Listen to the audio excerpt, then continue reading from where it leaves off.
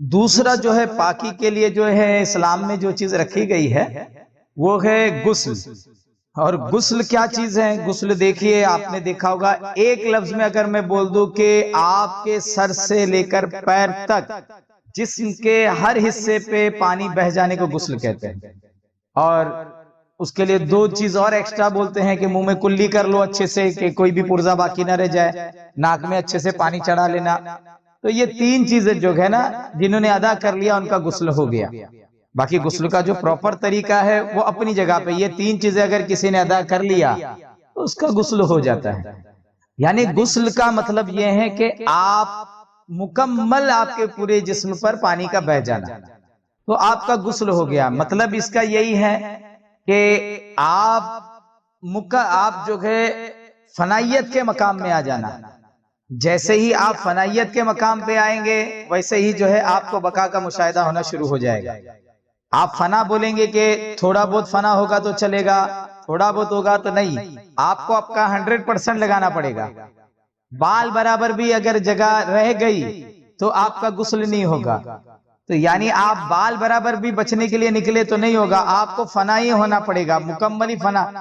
جب آپ مکمل اس میں ڈوبیں گے تو ہی جو ہے آپ مکمل، آپ جیسے ہی اپنے آپ کو جو ہے مولا کے اندر ڈبا دیں گے مکمل، آپ صرف اپنے خیالوں کو ڈالیں گے، صرف آپ بولی کو ڈالیں گے، صرف آپ جو ہے کبھی کبھادہ خالی سوچ لیں گے، کبھی کبھادہ صرف سن لیں گے، کبھی کبھادہ. تو آپ اس طریقے سے اگر جائیں گے تو نہیں چلے گا، آپ کو مکمل ڈال دینا پڑے گا آپ کو، یہاں تک کا کہ بال برابر بھی جگہ باقی نہ رہے. جب آپ اس طریقے سے چلیں گے ٹھیک ہے تو آپ سمجھ لیجئے آپ کو غسل کرنا ہے. اور وہ جو ہے اس انداز سے آپ کو غسل کرنا ہے کہ جو ہے آپ تصور شیخ تو آپ نے سیکھی لی ہے. اب آپ کو بس یہ کرنا ہے کہ آپ کی آنکھوں سے پیر دیکھ رہا ہے، پیر دیکھ رہا ہے، آپ کی آنکھیں جو ہے پیر کی ہیں، یہ پیر کی ہی آنکھیں، اور اس میں سے رب دیکھ رہا ہے. یہ کان میرے پیر کے ہی ہے، اس میں سے رب سن رہا ہے. یہ زبان میرے پیر کی ہے، اس میں سے رب ہی بول رہا ہے. تو سمجھ میں آ رہی بات ہے کہ مجھے بولنے کی طاقت میرا رب دے رہا ہے، مجھے سننے کی طاقت میرا رب دے رہا ہے. جو ہے اس طریقے سے دھیرے دھیرے درجہ بدرجہ جو ہے آپ وہ لے کر آئیے اپنے اندر باتیں کہ جو ہے کہ وہاں سے میرا پیر بول رہا ہے، میرا پیر دیکھ رہا ہے، میرا پیر سن رہا ہے. اور جو ہے اس رنگ میں رنگتے جائیے دھیرے دھیرے جو ہے، اور آپ اپنے آپ کو پورا اپنے مولا میں ڈوبا دو. آپ بال برابر بھی باقی رہیں گے تو آپ فنائیت کے مقام پہ نہیں آئے. اور جیسے ہی آپ نے پورا خود کو ڈبو دیا، پورا ڈال دیا ہے، اس قدر تنگ راہ الفت کے اس میں دو کا گزر نہیں ہے. اگر ہوں میں تو خدا نہیں، اگر خدا ہے تو میں نہیں ہوں. تو پورا اس میں ڈال دینا ہے. بعد مدت جو ہوا وصل خورا راز وطن، میں ہی خود پردہ بنا تھا مجھے معلوم نہ تھا. تو اس میں کو پورا خدا کی میں فنا کر دینا، اپنی میں کو پورا اپنے پیر کی میں ڈال دینا. پورے طریقے سے جب آپ فنا ہوں گے، جب پوری طریقے سے فنائیت کے مقام پہ آؤ گے تو پھر بقا کا مشاہدہ شروع ہوگا. تو وہ فنائیت کا فعل، فنائیت کا کام کیا ہے؟ تو اس کو غسل کہہ رہے ہیں. اور وہی جب پورا غسل ہونے کے بعد جو آپ طاہر و پاک ہوں گے اس کو بقا کہہ رہے ہیں. ہاں تو آپ غسل کے ذریعے اپنے فنا بقا کے مسئلے کو حل کر سکتے ہیں. مولا تبارک و تعالی ہم کو یہ سیکھ جو ہے غسل سے لینے کی توفیق عطا فرمائے. اب لیکن اب فنا کیسے کریں گے؟ یہ تو سمجھ میں آ گیا، ٹھیک ہے پیر میں فنا کرنا ہے، لیکن کریں گے کیسے؟ تو سب سے پہلے جو ہے اپنے جسم کی فنائیت کے اوپر آئیں گے. اب جسم کی فنائیت کے لیے کیا ہوتا ہے، ہمارے جسم کے اندر جو ہے نا کئی طریقے کی نیگیٹیوٹی ہمارے جسم کے مقام پہ رہتی ہے. اس لیے کبھی کبھی کوئی انسان جو ہے نا بہت خوبصورت نظر آنے لگتا ہے، اور کبھی کبھی دیکھو بہت کھینچا کھینچا نظر آنے لگتا ہے. اس کی وجہ کیا ہے؟ اس نے بہت کچھ اپنے اندر بھر لیا ہے، ٹینشن کر لیا ہے، سب کچھ اندر بھر لیا ہے. تو اس کے اندر کی جو ہے نا ساری رنگتیں اڑ جاتی ہے. تو اب وہ جو ہے ہاں تو وہ اندر پوری جو ہے نا بہت ساری گاٹھیں الگ طریقے سے ہو جاتی ہے. تو وہ اس کو نکالنا پڑتا ہے.